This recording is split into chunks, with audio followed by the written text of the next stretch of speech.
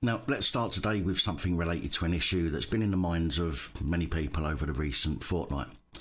Marshall and Millions, two apparently, from the footage that's been shared on the internet, soft and rather friendly so-called American Staffordshire Bull Terriers, were sadly shot and killed by the Metropolitan Police on May the 7th.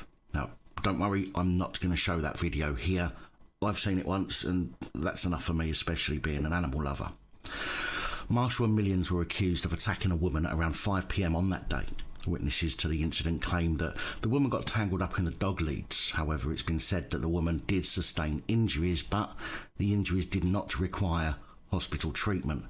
Now, there is a video allegedly showing the woman that's floating around online, although I have to question the video.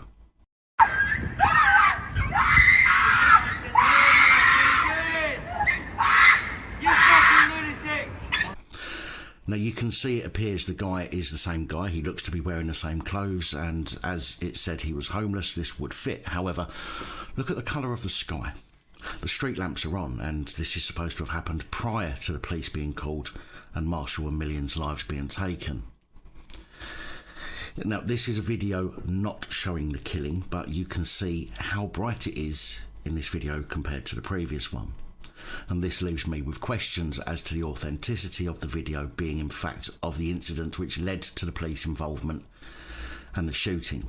And to be fair, I have been told that the scream by the woman was added into the video and wasn't part of it, but I do see that when the woman allegedly screams, the woman's body moves as if it would if she was screaming at the dog's owner.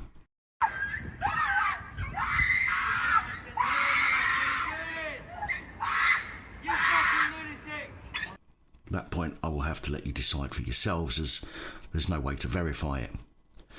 Now, anyway, since the Metropolitan Police decided to take such a devastating stance on the situation, a petition was started which now has more than 1 million signatures and climbing, with animal rights campaigners claiming the dogs were not dangerously out of control and also accuse the police of causing suffering to the animals.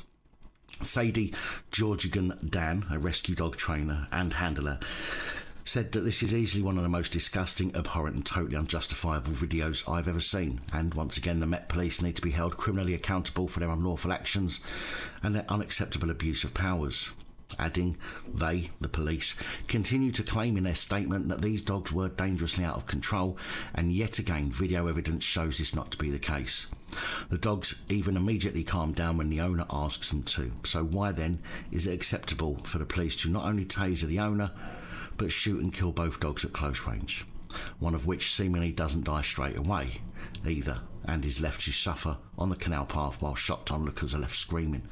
And why too does one police officer who has one of the dogs secure in a catch pole then choose to release that dog and let it run back to its owner, only to be shot as it runs away? Now, 2 of the police involved in the incident have been cleared already of any wrongdoing by their buddies in the Professional Standards Department, but then we don't expect anything less, do we? Let's be honest. However, the IOPC are said to be looking into the incident, with both of these police constables remaining on duty. I don't know how many of you have dogs, but I'm pretty damn sure that if your dog acted in a protective manner towards you when being approached by several men, you would be praising them. After all, a dog isn't just for petting. A lot of people get dog for protection too, and that's exactly what Marshall and Millions were doing, in my opinion. They were both on lead and, in that respect, under control. Now, the reason I bring up this incident is due to another incident where a woman was actually bitten by a dog and, in fact, lost a finger in the process. The 61-year-old, who doesn't want to be named, was walking her own pet dog, Ebony, near their home in Birmingham when they saw a large dog off the lead at around 8 a.m. The date of this incident hasn't been disclosed as far as I can tell. She said that the large dog followed them and crossed the road, nearly getting hit by a car. The woman claims that she was knocked to the ground by the dog and was knocked out. Upon regaining consciousness a few seconds later, she found that the stray dog, or what appeared to be a stray dog, was savagely attacking her dog. The woman's daughter said that in trying to pull the dog, it has turned around and bit my mum's left index finger off. Someone who lived nearby got a mug of water and poured it over the dog, which shocked it, and it released my dog and eventually moved away. They couldn't save it as it was too battered, so all they did was minor surgery to kind of close up the injury in the meantime. The 61-year-old mother is said to have attended hospital several times since that incident, with her daughter adding, "For the last 2 weeks I've basically had to wash her, put her in the bath because of her bandages. She's not been able to do any cooking or anything like that.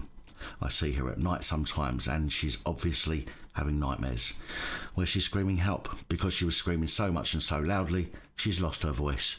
She's traumatised." The family dog obviously didn't survive, but this incident seems to have been followed up with a potential sweet fuck all. West Midlands Police are said to have told the woman that the investigating officer confirmed that a dog handler visited the dog and its owner, but deemed it not to be a danger. After chomping someone's finger off, of course. The woman's daughter said on that call the 101 handler told her that the case notes showed that the investigating officer had noted that she had spoken to her mum once over the phone but couldn't really understand her accent, and so no formal statement was taken. West Midlands Police have so far failed to respond to those accusations. But there's more. Allegedly on Saturday, the 10th of May, a man attended hospital with injuries to his forearm after being bitten by a dog on Point Clear Beach in St Osyths. And in Manchester on the 18th of May, 37-year-old Jonathan Hogg suffered fatal injuries after being mauled by a dog at his house in Lee. In this case, as you would rightly expect, a man is being questioned after being arrested on suspicion of being in charge of a dangerously out-of-control dog.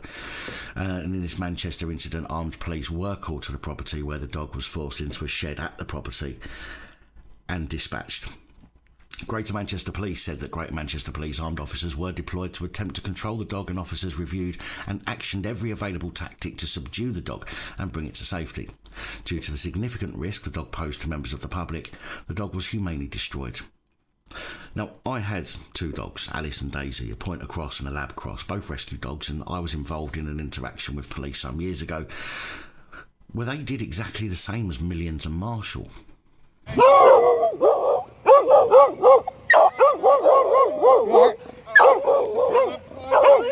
Hey!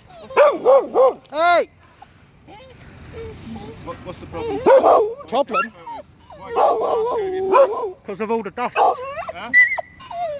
Because of all the dust. And I can tell you now, I'm proud of the fact that my girls acted the way they did, protecting me, especially seeing as they were both rescue dogs.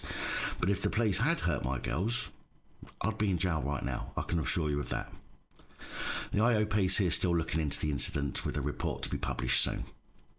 Now, I hope the outrage that this has caused will see someone held accountable. Granted, Louis Turnbull, the dog's owner, wasn't complying fully with police commands, but it said he lived on a boat just by where the dogs were shot and he was trying to get them inside so he could talk to the police, and I get that.